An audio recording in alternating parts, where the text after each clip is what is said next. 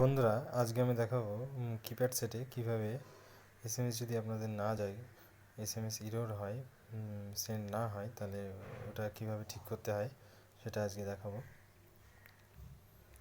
তো চলো ভিডিওটা শুরু করা যাক।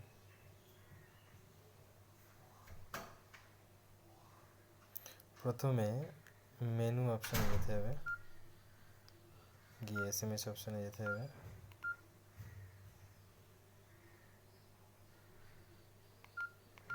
এসএমএস, তারপরে এসএমএসে গিয়ে সেটিংসে যেতে হবে। এই হলো সেটিংস, ওখান থেকে টেক্সট মেসেজ, তারপরে সিম অপশান। এই যে সার্ভিস সেন্টার নাম্বার এখানে আছে, যে কোম্পানির সেটা এয়ারটেল হলে এয়ারটেলের, ভোডাফোনের হলে ভোডাফোনের, যে কোম্পানি সেই কোম্পানির সার্ভিস সেন্টার নাম্বারটা জেনে নিয়ে, ওটা যদি এখানে ভুল দেওয়া থাকে তাহলে এইভাবে ওটাকে নতুন করে দিয়ে সেভ করে দিলেই এসএমএস সেন্টার নাম্বার চলে আসবে। এবং এটার জন্যই এসএমএসে প্রবলেম হয়, এটা ঠিক করলে এসএমএস তখন ঠিকঠাক যাবে। ধন্যবাদ বন্ধুরা,